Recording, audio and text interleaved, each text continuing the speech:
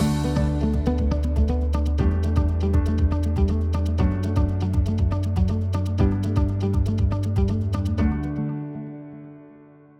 right, so I get to do quick introductions of our panelists. First, DeWayne Elliott. Hello, DeWayne. DeWayne Elliott is a youth advocate who wishes peace and prosperity to others. Quote, "We are bigger than what we are going through." He's a member of the Flexible Housing Pool's Lived Experience Youth Group. Let's give a shout out to DeWayne. Next, we have Nadia Underhill, who works to increase urban equity through the development and management of permanent supportive housing and related advocacy. Nadia joined Thresholds as Vice President of Housing and Real Estate in 2018, and she was previously the Director of Real Estate Development for Heartland Housing. Let's give a shout out to Nadia. Next, we have Rory Rubin.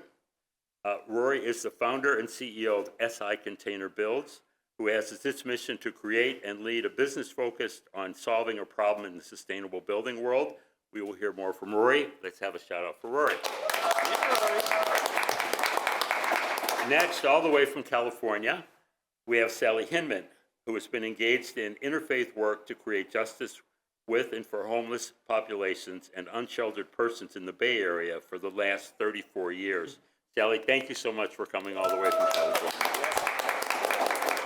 Last and certainly not least, we have Tim Swanson. Tim is the founder and CEO of Inherent L3C, as well as the president of Inherent NFP, a nationally award-winning community and reinvestment organization that aligns thriving wage, career creation, direct community business investment, and meaningful home ownership through sustainable and affordable modular smart homes into thriving local economies.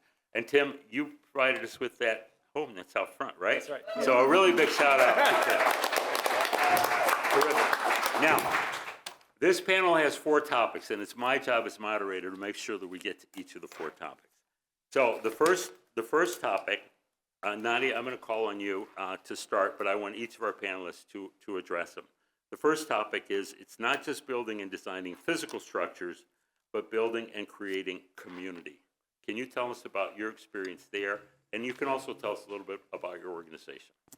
Sure. Well, I'll start with Thresholds. Thresholds is one of the largest providers of supportive housing in Illinois.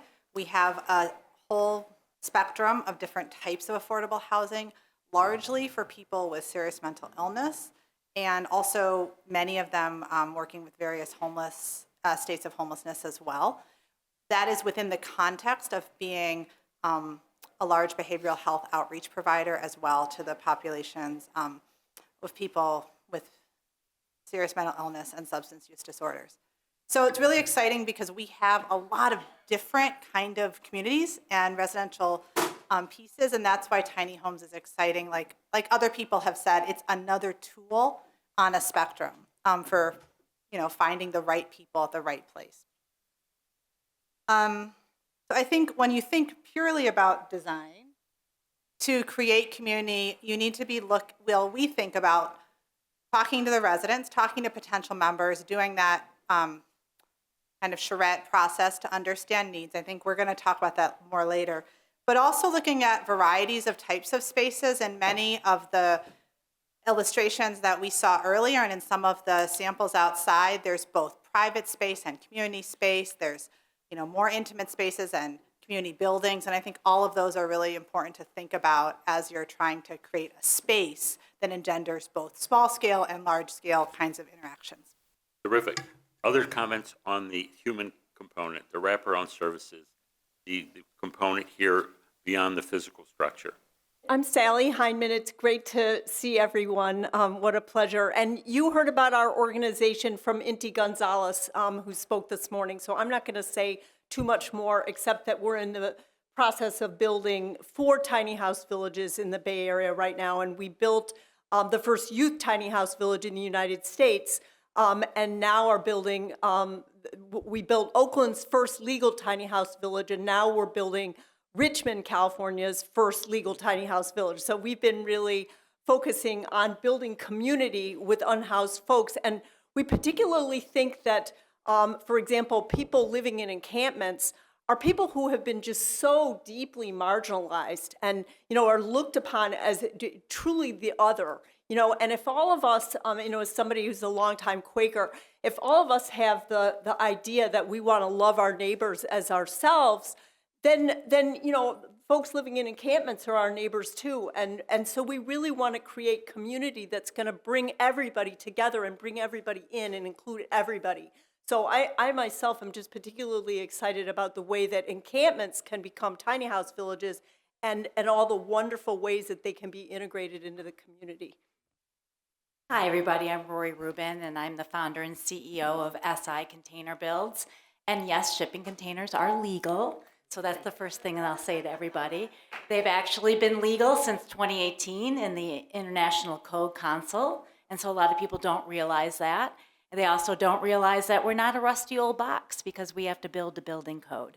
And so these things are really important to us as a team of builders because we're not just building homes, we're building communities. The shipping container really lends itself to be able to be a home. We work with Taraji Henson's foundation to do wellness pods. We do things with artist studios and coffee shops and pop-ups. So we're really looking at community as a little village within a village. So it's the work, play, live environment. That's very important to us that we can do all of. DeWayne and I are thinking at the same time. We're trying to figure this stuff out. We've heard it all day long, and we see this, right? Housing and the notion of housing as a human right also means that human connectivity is at play through everything that we do. The last panel talked about sort of making communities of choice and making certain there's opportunities across communities of choice. And at the same time, making certain that every community is a community of choice. So what does it look like to deeply invest? Types of housing, right? The amount of square footage in housing, that's a fungible thing because that's a thing that costs money. But the access to housing shouldn't cost, right? It is deeply unifying. And the work that we get to do, and even in what you saw just out there, that was built by folks that also had lived experience and designed by folks that have lived experience in this space. Folks that also know what it looks like to couch hop while they're going to public school, right? And trying to make sense of it. So if we don't start fundamentally with with the human, right? Because we're all human at the end of the day. If we can agree that we're all human at the end of the day, which I think we generally can most of the time, then we have to start doing this work as human to human. And the construct, the box, the beauty, the design, all these sorts of things, they follow on after that, right? They follow on after we come together as human to human. I just think that mainly the main focus is of the panel, what I've taken from today is like getting everybody that's homeless somewhere to feel comfortable and have somewhere they can have of their own without a house hopping, going back and forth to apartments, buildings, whatever, and just having something, a space of their own. So I feel like the tiny home is a big step in what you guys are doing. Terrific. On the topic of community, I was so encouraged to hear about some of these programs from other parts of the country where they have healthcare component, they have total wraparound services, they have exposure to all the things all of us want in our lives. People who live in tiny homes need and deserve and must have those things as well. I do want to take just a moment, and Tim, maybe you can expand upon this. Inherent Homes has this amazing program where they build these housing units in a completely enclosed environment. They employ justice-involved individuals to learn the trades, electrical, plumbing, carpentry. They build these houses, they put them on site. They get land from the city and the county for $1. They cluster these homes in the same neighborhood within a block or two of each other. That creates eyes on the street. That populates the local school. That creates a demand for food services. It puts properties back on the tax rolls. And it creates a ripple effect up and down the blocks where other people say, wow, now there's something positive going on in my neighborhood. So it really has this amazing effect. Tim, I'm not doing justice to what you're doing over at Inherent. Do you want to elaborate on that just a little bit, and then we'll get to our other three topics? Yeah, I appreciate that. Right. So broadly, everyone that's on this panel and everyone in this room, this idea, right, that if we are all coming together as humans and doing something, then we have this opportunity to do something bigger than ourselves, that scalar multiplier. We're in North Lawndale. Our production facility is in North Lawndale. 3 out of every 4 of our teammates are previously justice involved or come from Chicago Women in the Trades. 100%, so 4 out of every 4 of our workforce are thriving wage, full benefit, real jobs. What that really means, right, is if 2 of our entry-level employees came together, they could buy the house they just built, right? That's what real virtuous economy actually looks like. And as we started to do this, as we start to sort of invest in neighborhoods, the housing that we're putting in West Humboldt Park or East Garfield Park or Homan Square or Woodlawn, it's all about local ownership, local participation, and solving what so many feel like is the unsolvable, right? That the American dream is sort of lost. And the argument that we make is the American dream is actually coming together as humans and having a place where you're recognized as it. And so the work is always about that, is about bringing and building community, whether it's economic community, whether it's social community, whether it's housing communities. And that's led to a lot of really great things, doing things like a micro home. We did a micro home here in the Chicago just about 6 months ago, just as a way to say, what else can we make? We have all these amazing young women and men who make with their hands. Can we make something small? Can we make something medium? Can we meet people where they are? One of the drivers for what you saw outside and a lot of the work that we're doing is having conversations around what is a single Social Security check, fixed income, rising senior who's trying to struggle with, do I keep working and fade away, or can I have a home? Let's build a model that looks like that, right? It is all these sorts of, thank you. That's what at the end of the day, y'all, it's community, community, community. It's why Community First is such an amazing organization. And when we started having these conversations, we reached out and said, all right, what do you know and how do we come back to Chicago with it? Why Lehigh is such an amazing organization. I was blessed to see what they were doing last winter, just so that we could come back with notes. I didn't get a chance yet, Sally, we're gonna kick it in your neck of the woods too. It is the best of us, bringing the best of us to this. And it's making certain that nobody is lost along that path, right? So for us, that means no worker is lost along this path, no community partner, no resident. Every step of the way, you gotta be people first. You gotta be human first. And what we found time and time again is that when given a fighting chance, humans come together to build better. That's why we do what we do. That's why 100% of our trade partners are community-based, minority, veteran, or women-owned businesses. That's why we're 90% from the west and south side, because we've got to build the communities that we're a part of. We can't float in and come, and that's whether it is micro, and just an aside on that micro, and I think it was said so beautifully in the last talk. When my daughter and I lived on the west side for a little while, we had more and more people say, that looks like a house, it looks like people could live there. And so I'm a designer at heart. It's really important to remember that if it looks like a human can live there, if it's not a migrant or an illegal or a homeless or a vagrant, but a human, another human, that changes the game. That's, I think, why Kristen made that comment, like the adorability of these things, because they feel and look like home. And that's central to building that community piece. A couple of the other components of Tim's program is all these houses have a front porch. And what's a front porch do? It puts people out on the block. So you get to know your neighbors, eyes on the street. Also, they're all green and very sustainable, both in their design and their operation. They have a security system.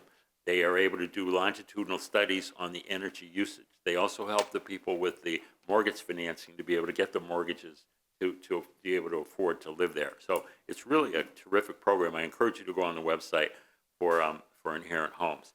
All right, topic 2, critical involvement of prospective tenants or representative groups in the design process. Sally and DeWayne. Sally, tell us about Tiny Village Spirit, please.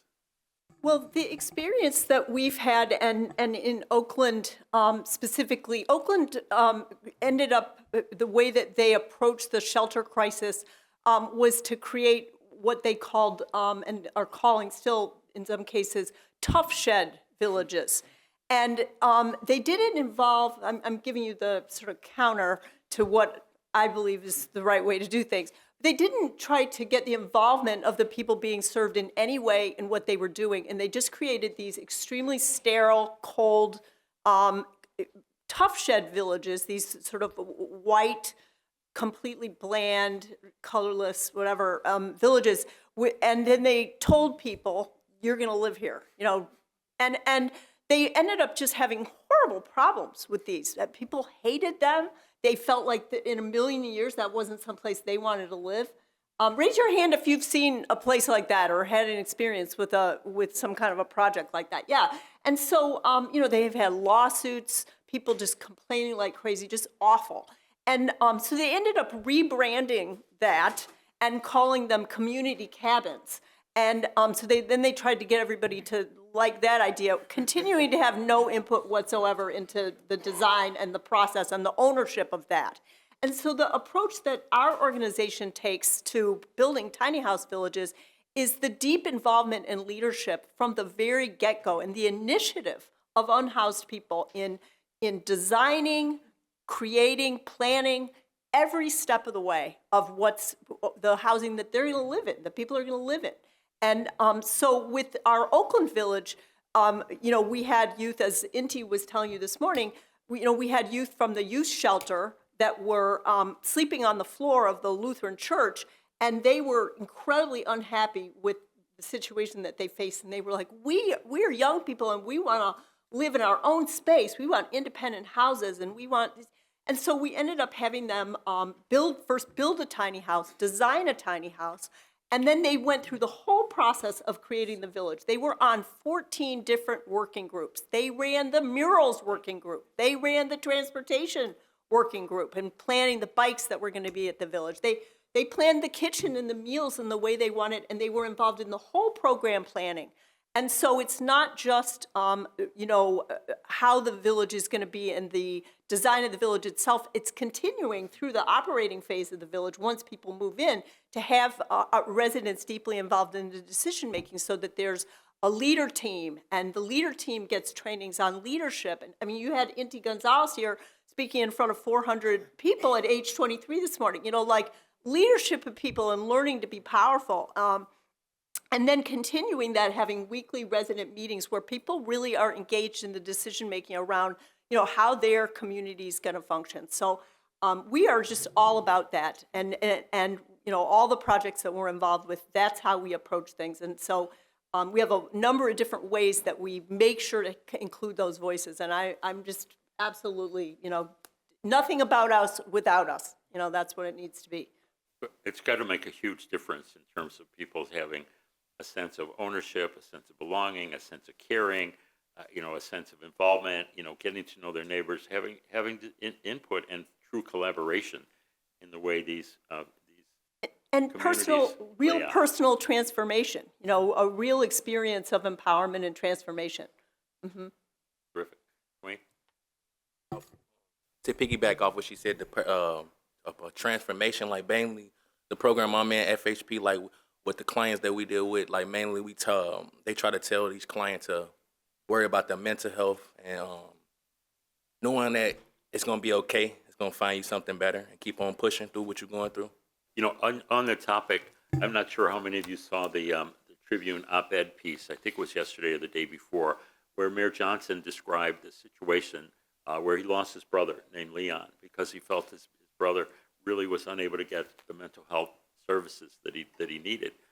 And I thought it was really wonderful that the mayor would be so open about his own personal experience, his own family, having lost his own brother due to the lack of mental health and just the whole stigma associated with coming forward to talk about the issues and challenges that are there. And we know that so many of the populations that are underhoused or homeless, have mental health issues in their lives, and that's got to be a key part of getting them to a point where they can address those, become stabilized, and move forward with their lives in a productive way. And housing is a key part of it. I was doing some work with an organization that helps individuals that are justice involved reintegrate into society after they've completed their sentences.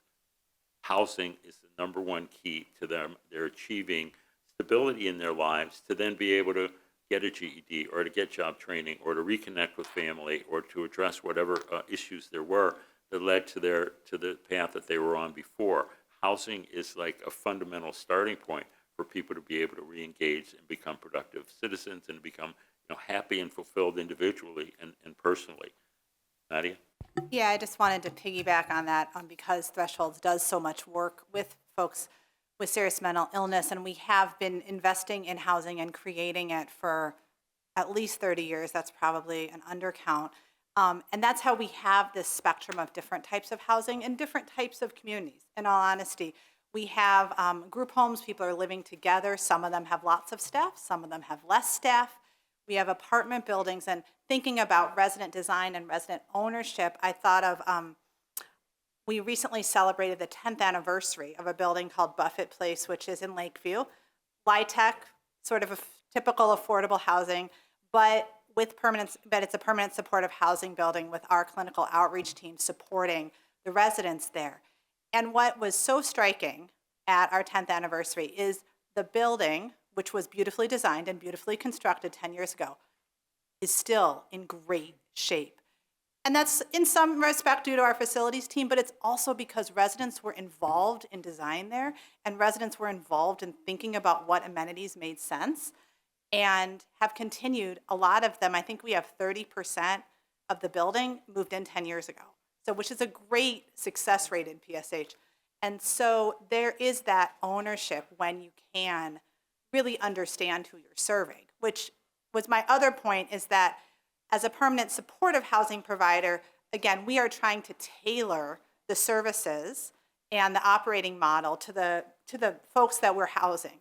And sometimes those are different depending on the level of vulnerability, if they've been homeless, if not homeless, if that was a long time ago.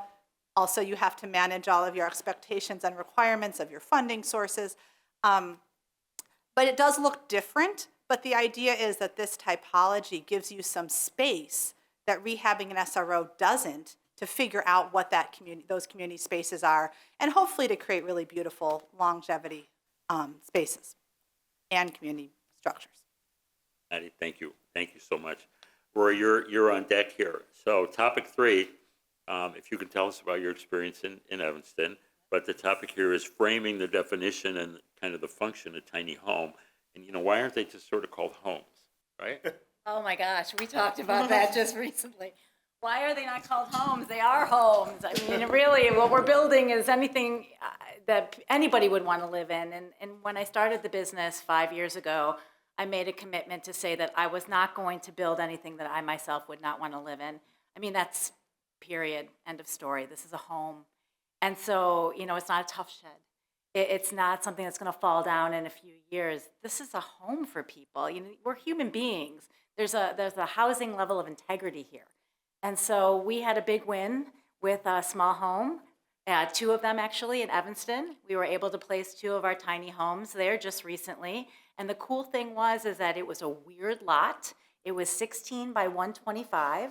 And if people know what a standard container size is, our standard 40-foot unit is 40 by 8, and we use high ceilings, which is about 9 feet tall, and we have 2 of them. So now this is back-to-back. One is a main structure of a 1-bedroom, full kitchen, full living space, laundry, and then an ADU. So the people that are going to be able to buy this are now going to be able to have passive income to support what they're doing with their main build. So it was a huge win, and it was challenging. I mean, listen, Tim and I spend countless minutes talking about the challenges and all of that, and Evanston, but it's coming because people are now realizing, forget the fact that this was a shipping container, and you can't tell because we clad things to match and blend into communities. We just won a big grant with DCFS to do a girls trafficked home. You're not going to know it's containers. They're 20 containers. That's not a small home, but it's something that we can do with lots of different types of. It's just another example of what we can use to repurpose and sustainability. So this Evanston piece, it's coming. These homes are here, and they're really wonderful homes that anyone would want to live in. Fantastic. More on this topic from anybody about kind of the framing of the issue and the terminology, sometimes which is helpful, sometimes which is hurtful. I love what you're calling your homes. It's great. Well, I'll jump in, but I want to hear what you have to say here too. So we hit the nail on the head. So oftentimes we think about is it a typology and tiny home, so therefore it's stripped up. It's a tough shed, right? Like we get stuck in that instead of just quantifying square feet. Now, I don't mean to be sort of simple, but so we call ours a mighty home. And the reason why we call it a mighty home is because it has to do the mighty work of supporting as many people as humanly possible, right? And the word home is really important. So what I love about all these voices, we're not talking about houses, right? Houses have 4 walls, they have something on top, they have something beneath, right? They blah, blah, blah.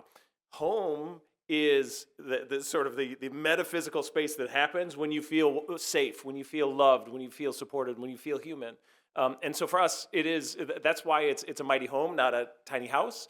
The semantics are important. Design is important. We get lost sometimes, and we've had conversations with government leaders who think that tiny homes are both cheap housing for poor people, and also, oh my God, did you see on HDV how much people are charging for a tiny home? And you're like, well, which one is it? Right? Is $500,000 too much for a tiny home, or is it only for poor people? I can't figure out the difference here. Because to your question, when we go back to a family that stopped by yesterday when we were setting everything up, and they talked about how their grandparents grew up in a house in Santorini that was smaller than the one parked on a trailer out there, right? We have these examples. We have these examples of living in community, and maybe we're just finally sort of snapping and breaking enough to come back to that human-to-human thing. One of the cool features about the homes that Tim's company builds is they have 2 living rooms. They have what I'll call a regular living room downstairs, but they also have another living room upstairs, which is sort of between the bedrooms.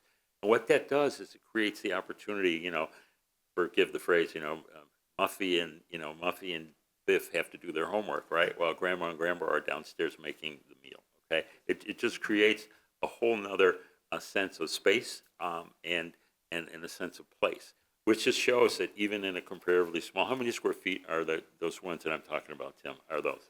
Yeah, so the homes that we're rebuilding in Chicago, home ownership stock with, are about 1,400 square feet. Well, I was just going to say, in terms of the that expression, tiny homes, I must admit, in our case, we have, I don't want to say totally opportunized on how sexy that expression, tiny homes, is.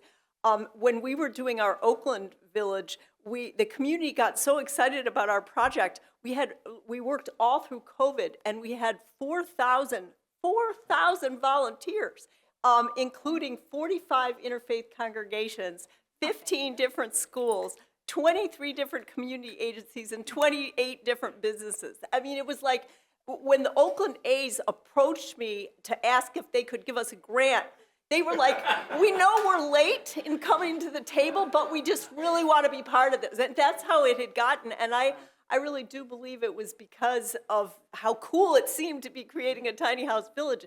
And just not to hog oxygen, but we had that same experience in Richmond, California, where the neighbors are just completely excited about this tiny house village farm and garden that we're creating and how they can all be involved. So it turned out to be great for us so far. We wouldn't change the name for any reason. We need the energy of California here in Illinois. We're not letting you get on your flight. On the topic of energy, can each of you touch on the green components, green strategy, environmental sustainability of the projects on which you're working and why that's important? Let's just start here and go down. Rory, do you want to start? Sure. So there are 23 million shipping containers laying around, 23 million, and they don't get shipped back. So that's why we're repurposing them. So when they come overseas, they stay here. So when you're driving down 294 and you're seeing them stacked on the side and you think, oh, they're using them for something, it's called a container graveyard. And so what we do is we take them right off the dock. We use only one trip because we know what's coming over in the manifest, and we can start with sustainability from day one. And so we are repurposing this steel structure to building code, and everything that we're using, we're very passionate about the materials that we use and being able to actually say we can build something off-grid as well. So things like solar panels, water retention, green roofs, planting roofs, things like that. So we really... Time out. Think about where we were 5 or 10 ago. Each of those things that you just quickly, we don't get that. Yeah. Right? And it shows the progress. So can you go back through each of those? Okay. But seriously, just think about how far we've come and what the opportunity set is to go even further on a geometric curve in each of those areas. So we're starting with a structure, so we're repurposing something so that level of sustainability is our core structure. Then we're using materials inside that is repurposed as well. Then we'll do things like solar panels for energy efficiency. We always use things like energy efficiency doors and windows and things like that, mini splits for if people want that. And then we'll do things like water retention if people want to collect rainwater. Planting on the roof. Our roof structure is really great for planting. So we do green roofs. People like to put partial decks and then a green roof, so you kind of feel like you're in a garden up on top. And so all of these things we can do, and we're talking about doing stuff that's completely off-grid, so we would be able to do that and be able to be mobile and take these to different places as well. Nadia? Sure. So I think Threshold's commitment to sustainability is for multiple reasons at all at the same time. One is we have, our mission is to help people in their health, in their wellness, and in their recovery and independence in their lives. So wellness has lots of facets, but one of them, as we particularly got highlighted in the past few years, is indoor air quality. It's about not triggering asthma and just having all of those material functions being really well selected, and great HVAC, great thermal comfort, right? We need it to be cool in the summer and warm in the winter. All of those contribute to many of our residents are very physically vulnerable, and those are really important to keeping them healthy. That being said, we also care a lot about being an efficient marshal of our resources in terms of trying to minimize our costs on energy, right? Growing every year. Guess what? Funding is not growing quite as quickly. So we care about that. We look at it, we see in our bottom line, we look at energy efficiency upgrades throughout our portfolio every year. We just, I don't know if it's fully launched, have in our capital, next capital campaign, have earmarked funds around retrofitting and trying to figure out how to improve the energy efficiency and sustainability across our portfolio. And we have more than 80 buildings, so just, it's a large part of not all residential. And the last thing is, as people who are trying to make the world better, each person we house and help at a time, we care, right? We just care about the impact of building and the data on the building trades and the impact on global warming and all of the materials usage and all of those things. So it's kind of the triple bottom line kind of approach for us. Wonderful. Belle? Yeah, I think in our case with our first tiny house village, and again, led by the young people that were involved in our decision making, we created solar warm floors for every tiny house. They all had skylights because everybody wanted skylights. They had tons of windows. We had gray water recycling. And we ended up opening the village because we had so much trouble with the utilities getting turned on. We ended up opening the village and running off-grid for the first 2 months of our residents living in the village. So we had donated solar collectors and operated off-grid for 2 months. And yeah, so hope Chicago, we'll do better here in terms of the utility turn-on. But yeah, there's so much potential, and that's very exciting. Wayne? I think the main goal of the tiny home is basically to get people into a modern day regular home that's affordable, and also be able to keep the environmental safe, keep it more environmental. Because I see that there are a lot of people saying they adding solar, making sure it lasts long as well too.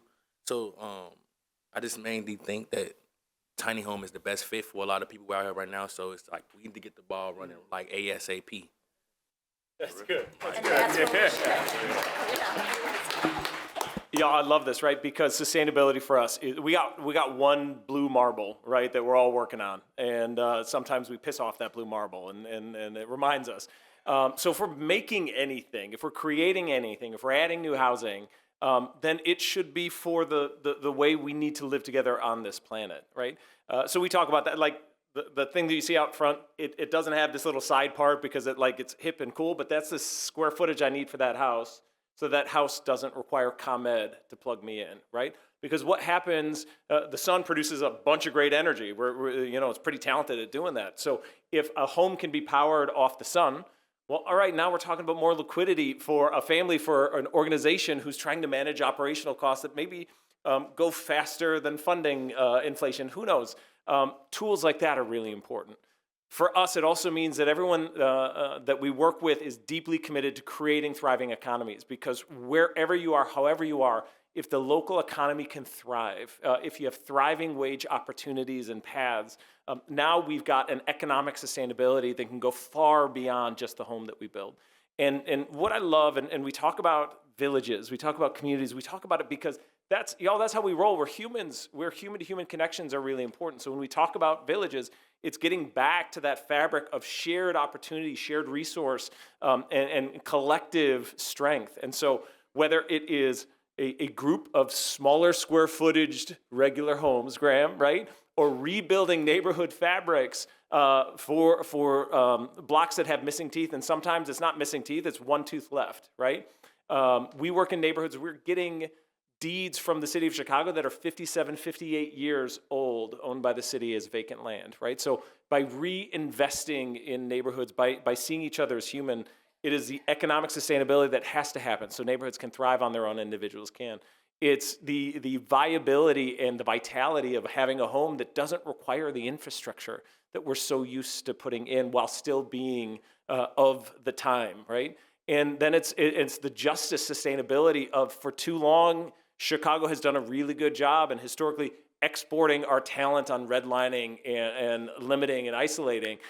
It's an opportunity for us and everybody in this room, the powerful voices in the room, to export something better than that, right? Because we're better than that. So I'm gonna add a fifth topic here. I would like each of you to give us sort of any version of your origin story, and more importantly, why you do the work that you do. I'm up first. So I'm actually a clinical social worker by background, so it's completely different. So anyone who wants to have a job change at any age group, I'm in my 50s, and here I am. So my specialty area was actually adult mental health. So it's very interesting to see the tie-in. Like if people ask me, why are you doing what you're doing? I wouldn't have immediately answered, well, it came from my social work background, but kind of did. Like, I'm just doing it in a different way. Now it's all about supportive housing. Now it's about meeting needs in the community with a roof over the head. So mental health ties into all of this. And so it's not really that weird, but yes, I did start off with a social work degree. I'm so glad I asked that question. Beautiful. Nadia? Personally, I actually have a policy background, and a lot of my classmates are off like crunching numbers, and I really don't do that. But I got interested in housing at a time when a lot of attention was being put on education as the way out of poverty, and it wasn't looking at like the poor neighborhoods themselves, the underinvested neighborhoods. And I grew up in Hyde Park, so I was pretty familiar with what was then the Taylor homes and further, disinvestment further south. I'll admit I didn't know the West Side as well. So I was just really motivated to try to understand like the built environment, the way funds come, and then how human stories and the critical level of housing for all of us in enabling us to have a stable life and do all the other things that we need and want to do for ourselves and our families. And that's true personally, and it's true, I think, when you look at all the data around what contributes to people succeeding in independence and in lives that they enjoy is having stable and affordable housing. That's how I kind of got there. And, I did numbers, I did development for a while. I wanted to do more work with supportive housing in a different context, and that led me to Thresholds. And Thresholds' origin story, I am not the best person, but started with understanding incredibly vulnerable people 65 years ago who were not getting services, and trying throughout our 65-year history to be providing services that help people live independently in the community, even with what are often, could be debilitating mental illnesses without those supportive services. So a real vision of meeting people where they are, trying to help them identify their goals and support them in that, so that people aren't institutionalized, right? Can live independently in the community. So it's in both of those spirits, looking at the importance of housing to individuals and the importance of housing to communities. I think this work is just really meaningful. Before we get to Sally, we've got to give a shout out to Thresholds. They've been such a backbone, such a great backbone. I want to make a plug for, I think we did a lot of get it all done and then tell the community strategy. So, it depends. You have to, exactly. Like, oh, look, we already have everything we need. Yes, we're building this. So, it depends on your climate of what's most likely to be successful. It's the old phrase, it's easier to get forgiveness than permission. Sally, please tell us your story. Oh, gosh. Well, I guess I would just say in brief that I'm trained as a clergy person and studied theology and art in seminary. I don't know about you. I just continue daily, especially in the Bay Area where we just have so many unhoused people. I can't believe that we live in the richest country in the world and that we're allowing people to be on our streets. And I can't get used to it. You know, every night when I go to bed, when it's raining or the weather's bad and it's cold, and you're just thinking that you're lying in your bed and you're okay. And there's thousands of people that are unhoused that don't have, and I just think it's terrible. I just think it's absolutely terrible. So I'm impassioned by that, and want to organize people in order to build community and create systemic change. And I think it's a major spiritual crisis that we're in, that we're allowing this, that all of us have gotten, so much compassion fatigue that somehow or other in our minds we're saying in some way it's okay when we go to bed, So I'll just say that. Beautiful. Okay. Mainly, my main purpose of coming to these events is to network with different people and find out a lot of information on to prevent homelessness and stop the homelessness. Because I actually used to be homeless before I got into the program in for FHP, and they ended up getting me CHA.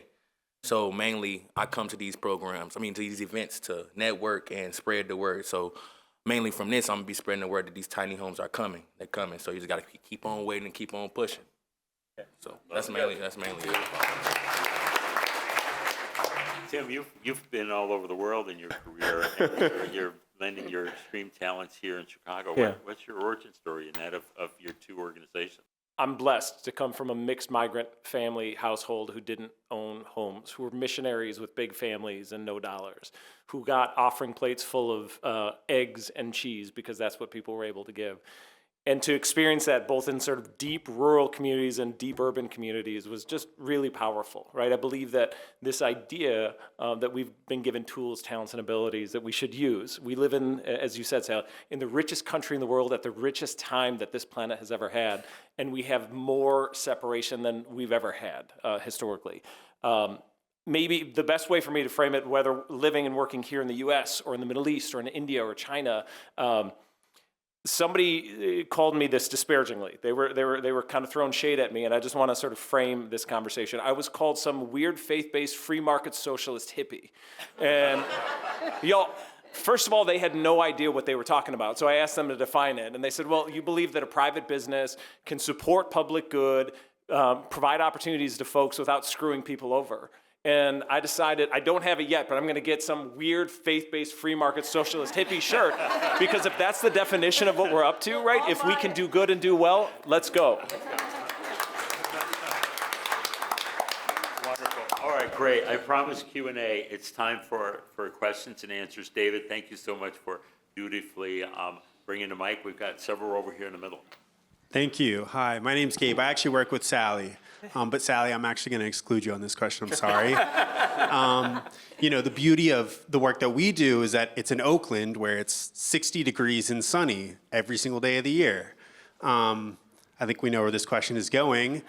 Here in Chicago, that is not the case. So I'm curious what kinds of tips or tricks or things you guys think about when it comes to designing a home, designing a village, in a winter that's long and very hard here.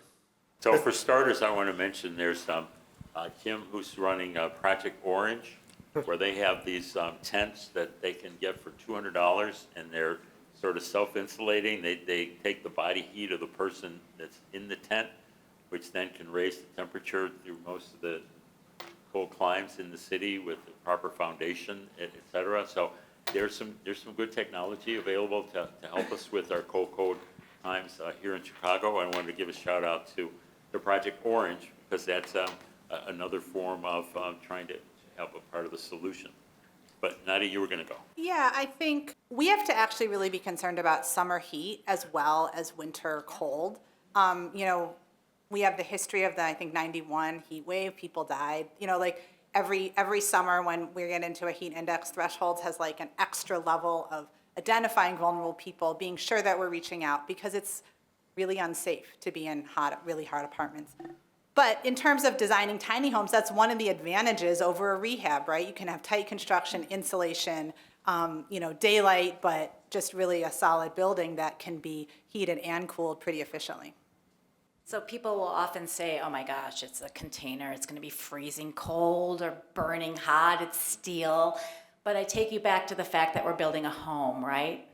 So with your home, are you freezing cold? Are you burning hot? We're building this to code. And so the insulation is being able to, we put places up in northern Minnesota and down in Florida. So I'm licensed and certified, the company is licensed and certified in all 50 states, so we build everywhere. So we have to be very conscious of that. And because it's a steel frame, now we have insulation that's good against the fires in California, better for the tornadoes, the hurricanes, things like that. So we're very conscious about that. But it comes back to the fact we're building a home, so we're building it exactly like your home that you're living in to code. If I can just say one other thing, which I meant to point out earlier.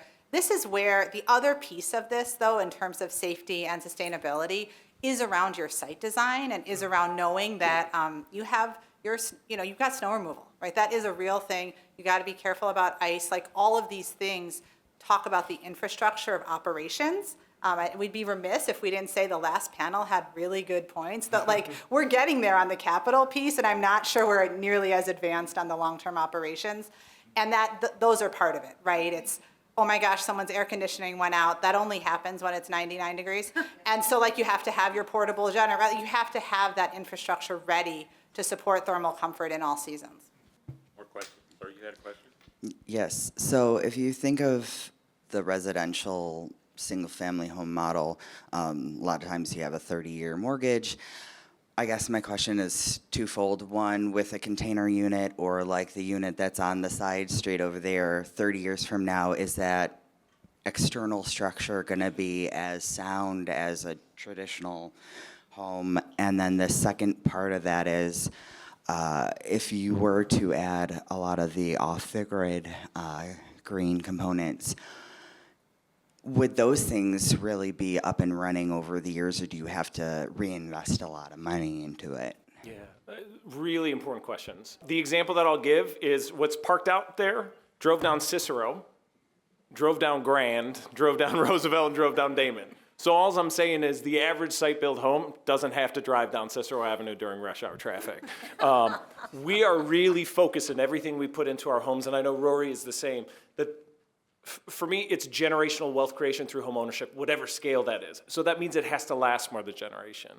What we find when we build whatever size, whatever scale, when you start to think about it holistically, you're bringing the best materials possible, not the cheapest materials possible. So start by just sort of reframing this idea that that home, that's a generational home. It just happens to be a smaller square footage.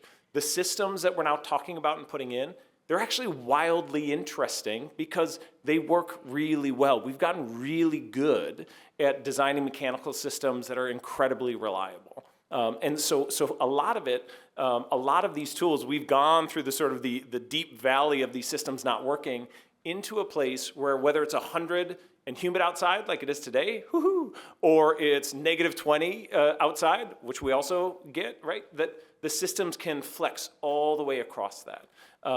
Every decision that we make is around longevity, right? If there's not a longevity component to it, then we're doing it wrong, right? And so many of the voices that you heard today is about the systems that can last longer, about the ways that we can do it better. Really, We have ditto. time for one last question, sir? Yeah, my name is Otha Gaston. I'm a part of Chicago's Continuum of Care. And I just wanted to say, you can do a lot with tiny homes, and I'm just looking forward to more of them coming to Chicago. Thank you. So just personally, Tracy, thank you so much for asking me to be involved with this. It's just been such a wonderful day for me. Can you help me thank our terrific panelists, Rory, Nadia, Sally, DeWayne, and Tim? Thank you.